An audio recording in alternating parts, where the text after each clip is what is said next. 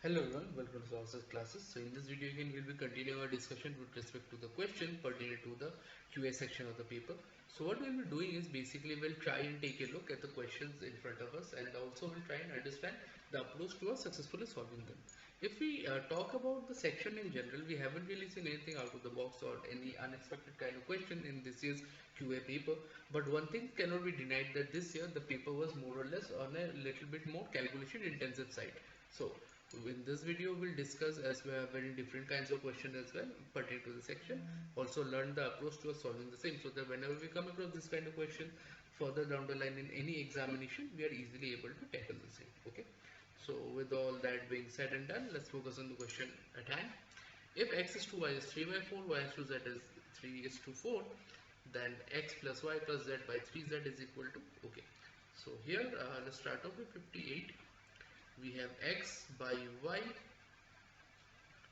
3 by 4, okay, and then again we have y by z 3 by 4, okay. So therefore what we can say, that x is to y is to z can be written as say 3 is to 3 is to 4, okay. So okay, my bad, we have different values for y, right? Okay, hang on. Now what we have to do, as you can see here, value of y is 4 and here value of y is 3. So first we need to basically equalize both this value.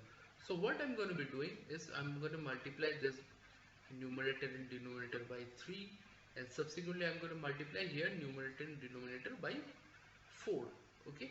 So that would mean as 3 by 12, oh sorry, hang on,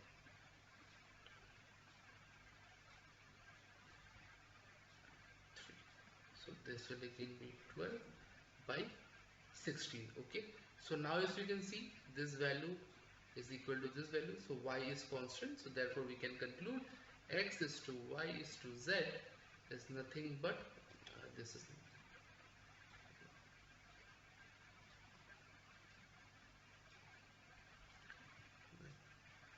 9 is to 12 is to 16. So now if we further go with the question, then what we have, plus y plus z by 3z, this can be written as 9 plus 12 plus 16, okay, by 4z, right? So 16 into 4, or 3z, sorry, 16 into 3, that is 9 21 21 37 by 48, okay. So option B will be the answer. I hope this is clear how we solve the same. So having said that, we'll move to question number 39 or 59, sorry, my bad.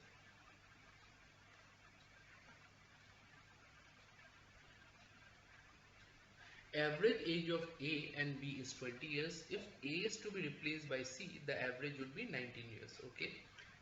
So the average age of C and A is 21 years, then the ages of A, B and C in order are, so what is given,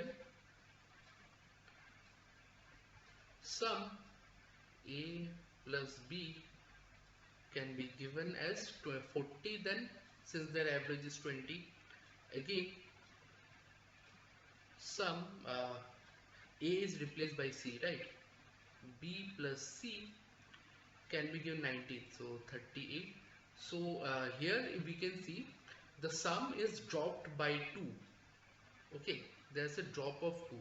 That means what we can conclude, this A must be C plus 2, because once A is replaced by C, we see a drop of 2. So A must be 2 years older than C, okay. Again subsequently we'll go with the third one. Average of C and A is 21. So sum of C plus A will be 21 into 2, sorry, 42. 42. Okay, now notice one more thing here. Yeah, here b is replaced and the difference is of 4.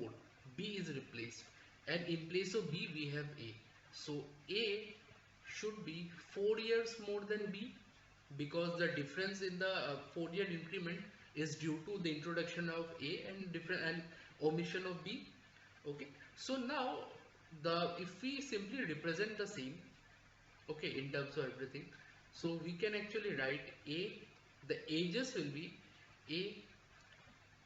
a minus 4 and a minus 2.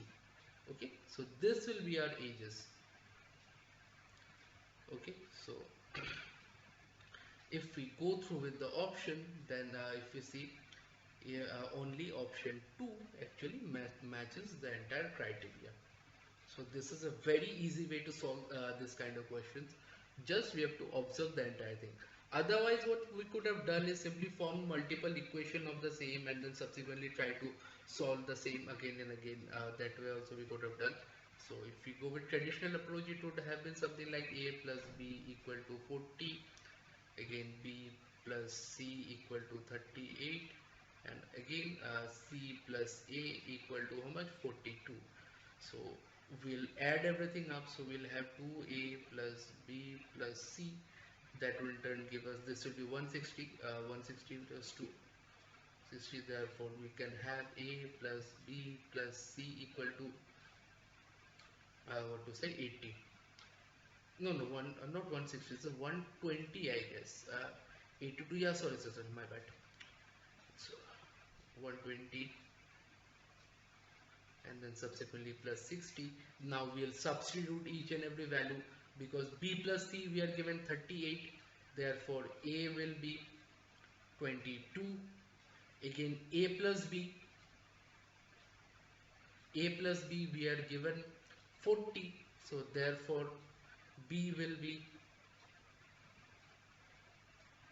oh sorry, a plus b is 40, so c will be 20,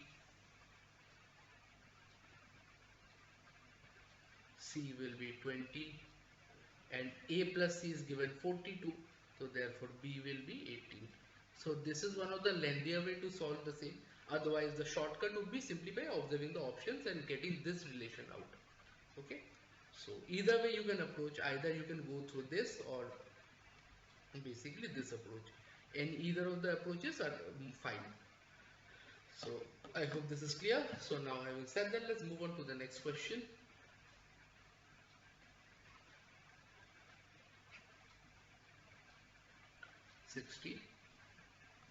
If x, y, z are three sums of money such that y is the simple interest on x and z is the simple interest on y for the same time, then the rate of interest will have to be have is, so it's a question of simple interest. Okay, so we are given y is the simple interest on x and z. No, y is the simple interest on x and z is the simple interest of y. So y can be written as x rt by 100 and z can be written as y rt by 100. Simple interest formulas we have used for the both. Now if we divide equation, say this be equation 1 and say this be equation 2. If I divide 1 by 2, then what we have, y by z will simply be equal to x by y, because all rt by 100 will get cancelled, therefore y square will be xz, y square equal to xz. Yes, option B will be the correct answer.